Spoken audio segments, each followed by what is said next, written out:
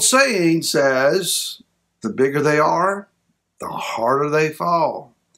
But by what means do they fall? Hi, this is Barry Phillips with 10-Minute Torah, day number 5, the final day of Torah portion Eikev.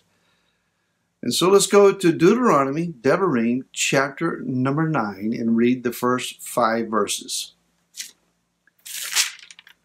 Hear, O Israel, you are passing over the Jordan today to go in to dispossess nations greater and stronger than yourselves, cities great and walled up to the heavens, a people great and tall, the descendants of the Anakim, whom you know and of whom you heard it said, who does stand before the descendants of Anak?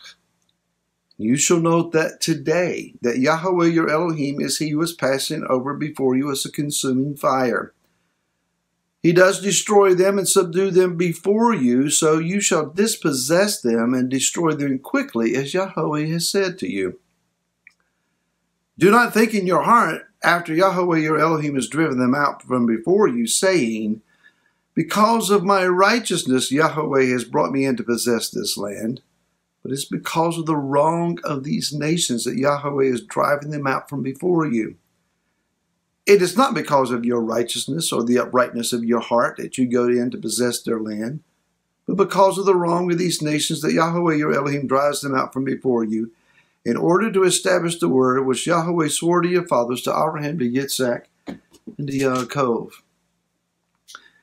Israel knew that when they went across the border and entered into these particular cities and territories, that giants lived there, and that the walls were built by giants, and therefore the walls were gigantic. They knew that they would be facing a serpentine seed, basically a demonic influenced people, full of fury, full of wrath, of gigantic stature, of greater physical ability than they possessed, and that they would go and fight against them with hand-to-hand combat style weapons, swords, shields, spears, slings, and stones. Doesn't sound promising. And it's certain that these people would have been intimidated. It would be understandable that they would be fearful. They would obviously understand we're outgunned, we're outmanned, we're outfortified. How are we actually going to defeat them? Remember, the people that were going in to possess the land didn't have a whole lot of battle experience. Yes, they had fought a few battles and they had won. But these were not necessarily battle-hardened, rugged veterans of warfare. These were husbands and fathers and sons who had lived predominantly as nomads in the wilderness. Their strength in their body was built from manna and water from the rock. How are they going to fight against giants? Well, Yah says, I'm going in before you, and I am going to be a consuming fire before you. Now, we've already understood and studied previously this week that the dirsa, the hornet, this winged insect-style creature, Yah was going to send in to root the enemy out of their hiding places. One rabbinical commentator says that this insect has the ability to shoot poison into the people's eyes, and it would blind them. A lot of commentators would suggest a lot of fanciful things that may or may not have happened. But when you face an adversary and the adversary refuses to give up, fire has a way of rooting them out. Think about the end of World War II and the campaign through the islands in the Pacific. The nation of Japan, the imperialistic sovereignty of that nation, had placed many brave men on islands They hid in caves. They were well fortified, and they had a nationalistic fervor that did not allow them to surrender under any circumstances. One of the most effective weapons used against them to finally root them out were flamethrowers, which could shoot flames well and deep into the caves, the ravines, into the trenches, up inside the mountains, in order to draw them out.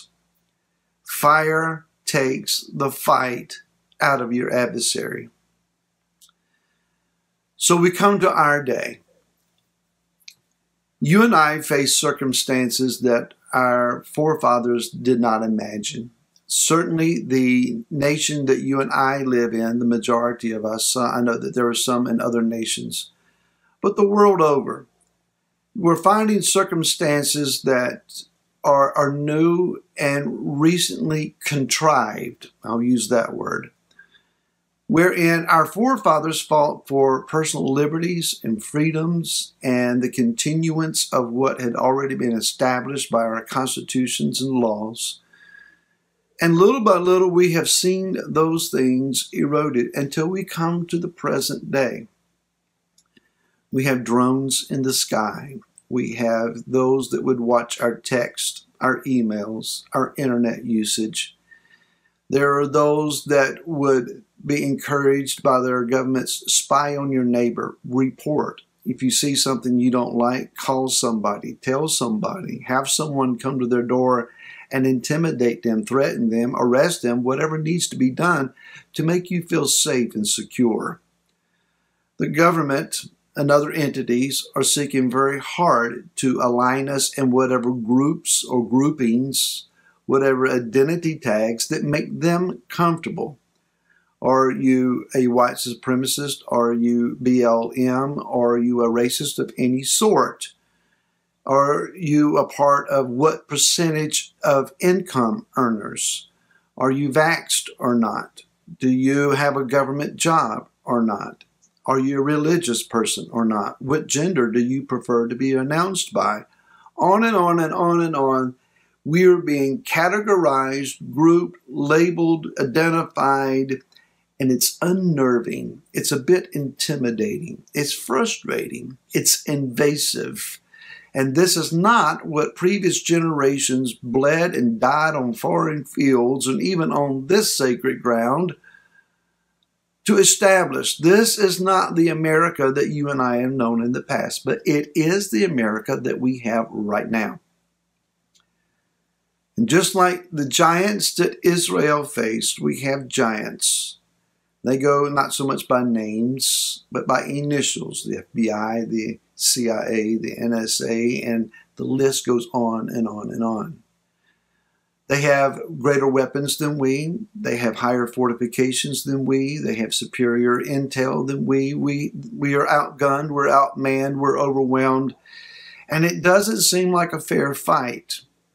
Who's going to stand up for us? What do we do? How do we handle this? Well, there are those that would prefer a more violent approach to this, and I don't believe that that's what Yah is having us to do.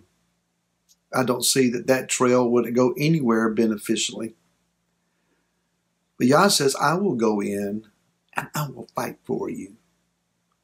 You be ready to go in and possess. You be ready to stand your ground. You be ready to be obedient. But I will go in and I will take care of the giants.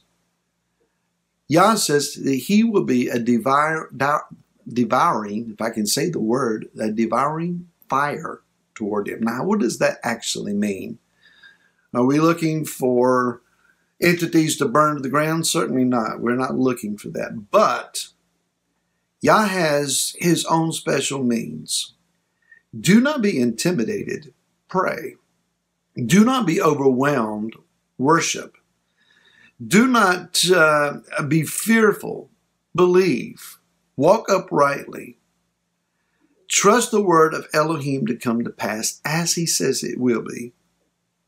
Know that the kingdom of Mashiach is coming in every one of these entities, governments, and identities that will all bow their knee and acknowledge who he is and that he alone is Yah.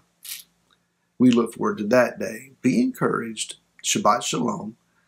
May all of your gatherings, your family time, your congregational time, or even your private time alone, may it be favored and blessed of the Most High. We greatly look forward to seeing you again next week. Until then, Shalom.